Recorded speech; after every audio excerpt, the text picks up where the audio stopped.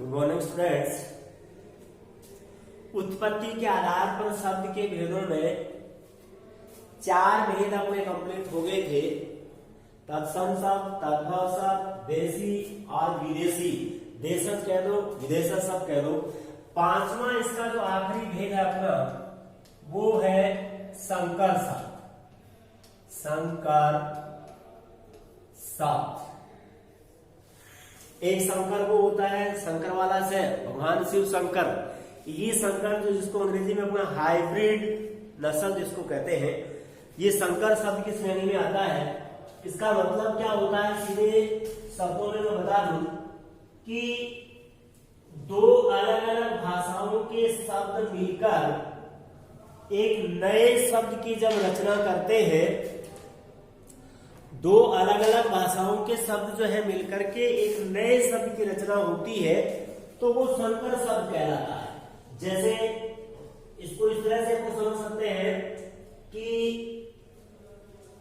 बीज जो आता है, संकर बाजरे का बीज आता है, गंवार का जो फसलें अपनी होती हैं, या फिर देखा होगा आजकल आपने जो नर्सरी में से जब हम पौधे लाते हैं, नींबू का ऐसा पौधा आपको मिल जाएगा, अमरूद का या अनार का ऐसा पौधा आपको मिल जाएगा जिसपे फल लगा हुआ है।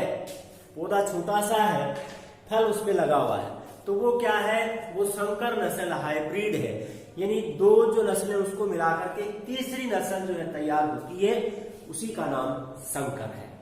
तो यहाँ पर 2 भाषाओं से अलग अलग जो शब्द, दोनों अलग अलग भाषाओं के शब्द होते हैं, मिलकर एक नए शब्द की रचना होती है, वो संकर शब्द कहलाता है।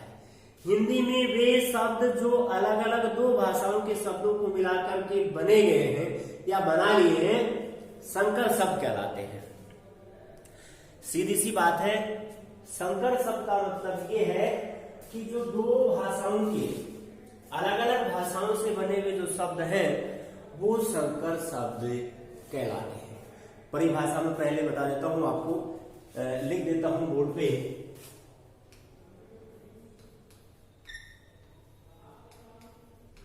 परिभाषा हिंदी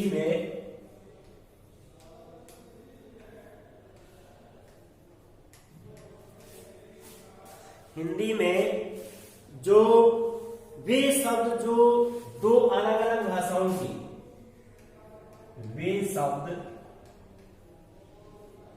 जो 2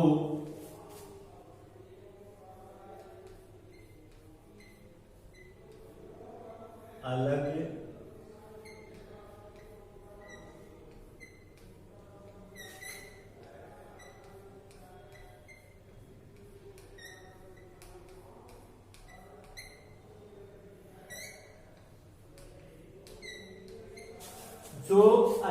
भाषाओं से, जो 2 अलग अलग भाषाओं के शब्दों को मिलाकर अलग अलग भाषाओं के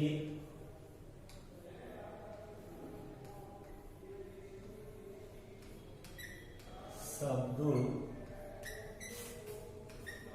को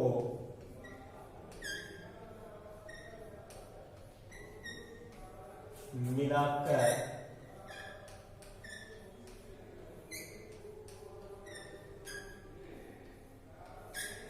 बना लिए गए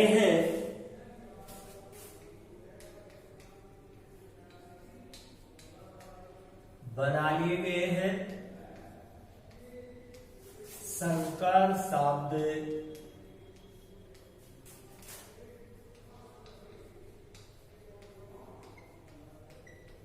कहलाते हैं। आई बात समझ में? जैसे उदाहरण अपन लिखेंगे अलग अलग। हिंदी में वे शब्द जो 2 अलग अलग भाषाओं के शब्दों को मिलाकर बना लिए गए हैं, संकर शब्द कहलाते हैं। जैसे सबसे पहले देखो, वर्षगांठ।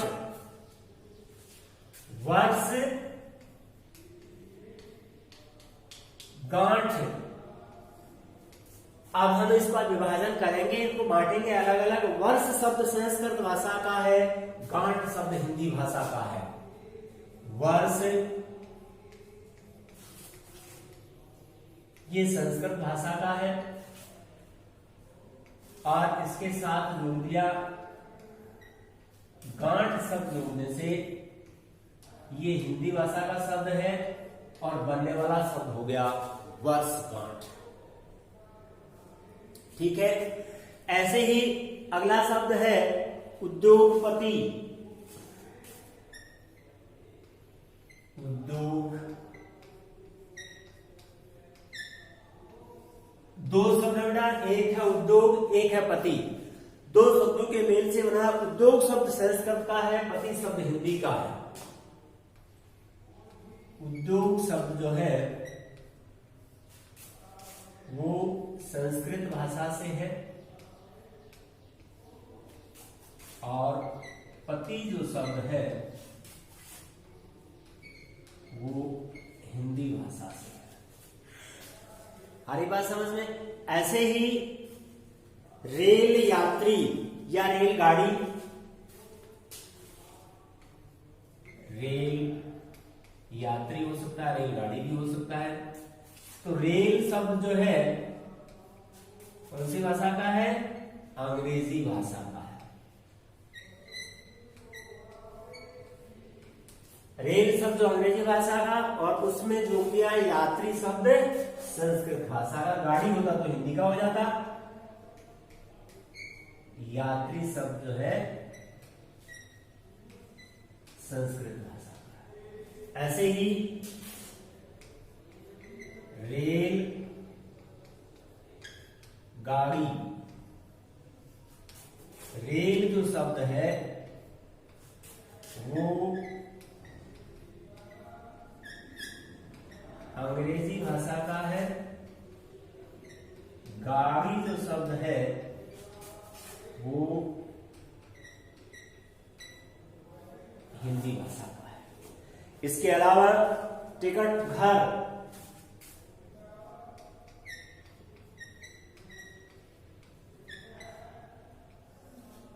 टिकट जो घर है अंग्रेजी भाषा का है,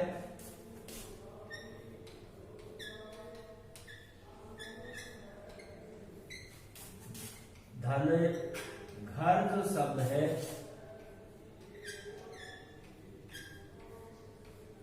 हिंदी भाषा का है। टिकट घर के बाद नेक नियत,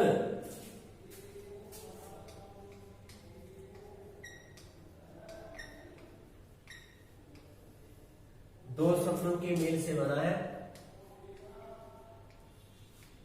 नेक और नियत। नेक शब्द जो है फारसी का है, नियत शब्द अरबी का है। नेक जो शब्द है वो फारसी का है और नियत जो शब्द है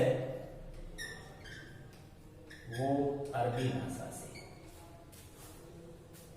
और उदाहरण लिखेंगे अपन, एक बार इसको ध्यान से देखो। वर्षगांठ, वर्ष शब्द जो संस्कृत का है और गांठ शब्द हिंदी भाषा का है। उद्योगपति, उद्योग शब्द संस्कृत का है, पति शब्द हिंदी का है। रेल यात्री, रेल अंग्रेजी भाषा का शब्द है, यात्री संस्कृत का है। रेलगाड़ी, रेल अंग्रेजी भाषा का, गाड़ी शब्द हिंदी का है। टिकट घर, टिकट जो शब्द अंग्रेजी का है, घर शब्द हिंदी का। और नेक नियत, नेक शब्द फारसी भाषा का है, नियत शब्द अरबी भाषा का है। आगे देखो, कुछ उदाहरण और लिख देता हूं मैं।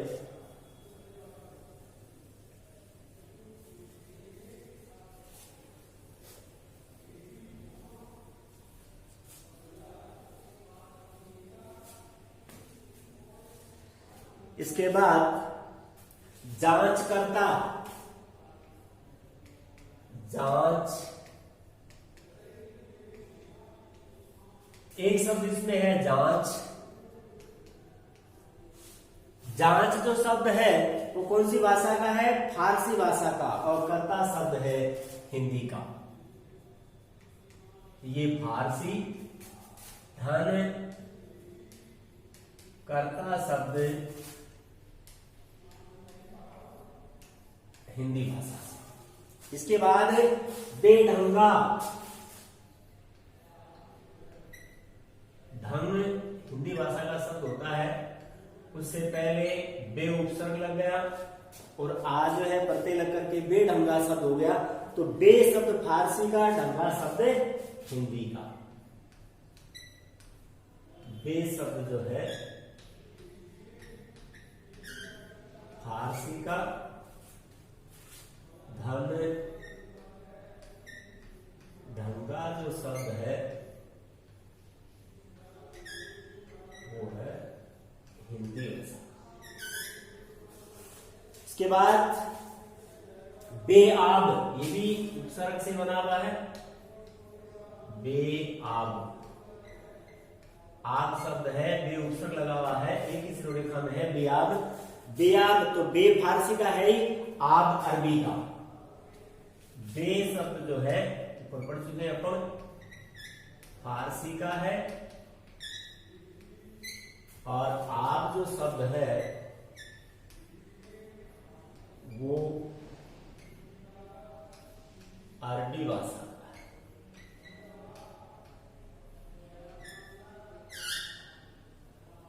ये अरबी भाषा। ऐसे ही सजा प्राप्त,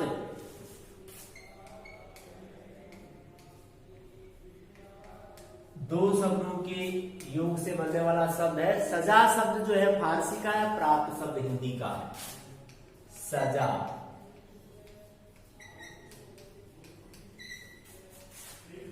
फारसी, धन प्राप्त, प्राप्त शब्द जो है वो हिंदी भाषा का है। और मिलने वाला शब्द बन गया सजा प्राप्त। इससे आगे जो है उगन तस्त्री, उगन तस्तरी, दो शब्दों का योग है इसमें। पहला शब्द है उगन, उड़ान भी शब्द होता है। उगन शब्द जो है वो हिंदी का है, तस्तरी शब्द फारसी का है। उगन जो शब्द है वो हिंदी भाषा का है और तस्तरी, शास्त्र जिसको अंग्रेजी में कहते हैं, ये कौन सी भाषा का है? फारसी भाषा।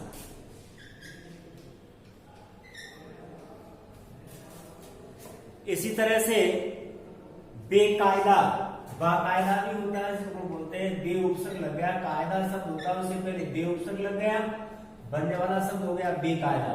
तो बे शब्द के बारे में तो पहले पढ़ चुके हैं, कौन सी भाषा का है? बे। बे जो शब्द अभी ने लिखा था ना, फारसी भाषा का, फारसी से। और कायदा जो शब्द है, कायदा शब्द कौन सी भाषा का है? अरबी भाषा का।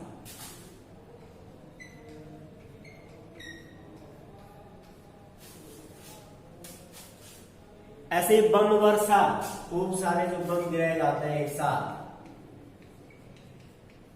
बम वर्षा।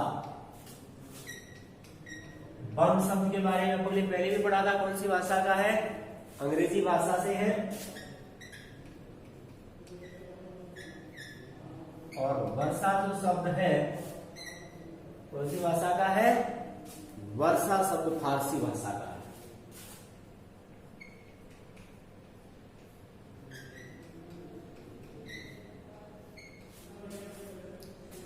तो ये हो गए अपने संकर शब्द जो है। पांचवा अपना भेद हो गया उत्पत्ति के आधार पर जो शब्द के भेद थे उनमें से उसका आखिरी भेद ये है, जो दो शब्दों के अलग अलग जो भाषा है उनके दो शब्दों के मेल से जो नया शब्द बनता है हिंदी में, वो संकर शब्द कहलाता है। जांच करता, जांच शब्द फारसी से है, करता शब्द हिंदी से। बेढंगा, बे शब्द फारसी भाषा का है, ढंगा शब्द हिंदी से। बेआब, बे फारसी से है, आब अरबी से। सजा प्राप्त, सजा फारसी से है, प्राप्त हिंदी से। उगन तस्त्री, उगन हिंदी से है, तस्त्री फारसी से। बेकायदा, बे फारसी से है, कायदा अरबी से। बम वर्षा, बम अंग्रेजी भाषा का है और वर्षा फारसी से। तो इस तरह से उत्पत्ति के आधार पर या स्रोत के आधार पर शब्द के अपने जो 5 भेद हैं वो आज कंप्लीट हो जाते हैं इस कालांश में। सबसे पहला एक बार मैं रिपीट कर देता हूं पांचों को दोबारा। तत्सम शब्द नंबर 1 पे बोले बड़ा मूल रूप से संस्कृत भाषा के लिए ये शब्द हिंदी भाषा में हूबहू बिना किसी रूप परिवर्तन के काम में लिए जाते हैं तत्सम शब्द कहलाते हैं। जैसे जो है अग्नि है, आम्र है, भ्राता है, चंद्र है, कृषक क्षेत्र है, उष्ट्र है, गंधर्व है। और दूसरा जो वेद है, मूल रूप से तो संस्कृत भाषा के शब्द होते हैं, लेकिन थोड़ा सा रूप परिवर्तन करके जिनको हिंदी भाषा में काम में लिया जाता है, यानी उच्चारण में उनमें थोड़ी सुविधा हो जाती है और उसका रूप भी परिवर्तन हो जाता है, वो तद्भव शब्द कहलाते हैं। जैसे उष्ट्र से ऊंट हो गया, गंधर्व से गधा हो गया, आम्र से आम हो गया, भ्राता से भाई हो गया, चंद्र से चांद हो गया। ठीक है। तीसरा वेद देशज शब्द, जैसा कि आपने पढ़ा, नाम से ही पता चलता किसी देश विशेष में या क्षेत्र विशेष में जिन शब्दों का प्रयोग होता है, इनकी रचना या बनावट के बारे में कोई स्रोत या कोई वो जो है आधार नहीं होता है, लोगों के द्वारा अपने आवश्यकता के अनुसार या कई बार भावावेश में आकर के कई ऐसे शब्दों का प्रयोग किया जाता है जो दूसरे लोगों के द्वारा भी उन शब्दों का प्रयोग होने लग जाता है।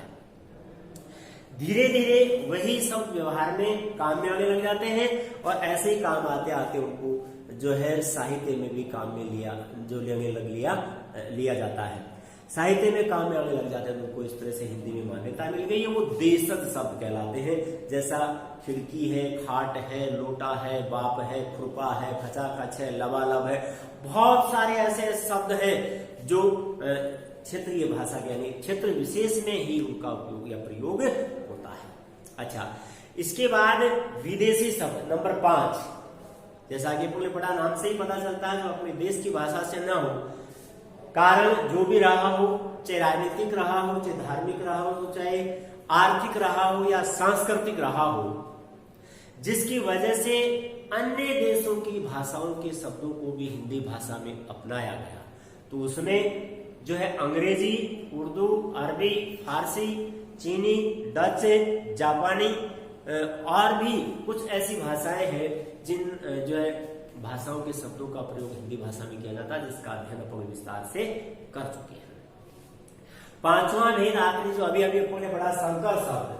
संकर शब्द वे शब्द हैं कि हिंदी में दो अलग अलग भाषाओं के मेल से जो शब्द, एक शब्द अंग्रेजी का होता है या हिंदी का होता है, एक अरबी का होता है या फारसी का होता है, एक जो है अन्य भाषा का होता है, तो उनके मेल से जो नया शब्द बनता है वो संकर शब्द कहलाता है, जिसके 10-12 उदाहरण मैंने आपको दिखा दिए हैं। इस तरह से आज अपना शब्द भेद का जो बिंदु है वो कंप्लीट हो जाता है। तो ये पहले भी आप छठी क्लास में भी, हालांकि इतना विस्तार से तो आपको नहीं पढ़ाया था, लेकिन शब्द भेद का बिंदु आपने पढ़ा था, पढ़ाया भी था। एक बार इसको फिर ये अभी रिपीट कर लेते हैं, इसको व्याकरण पार्ट पहले पूरा कर लेते हैं, बुक्स अपन बाद में पढ़ेंगे। तो इसको ठीक तरह से याद भी करना है और जो है अपने नोटबुक में भी इसको उतारना है। हमेशा जितना काम जो रोजाना, हालांकि ज्यादा नहीं होती क्लास में, 15-20 मिनट, 18 मिनट, 19 मिनट, 20 मिनट की क्लास होती है, तो उसको ठीक से काम करने में, उतारने में कोई ज्यादा समय नहीं लगता है और रोजाना का काम रोजाना जो है आपको कर लेना चाहिए। धन्यवाद। बाकी कल पढ़ेंगे इसका अगला भेद।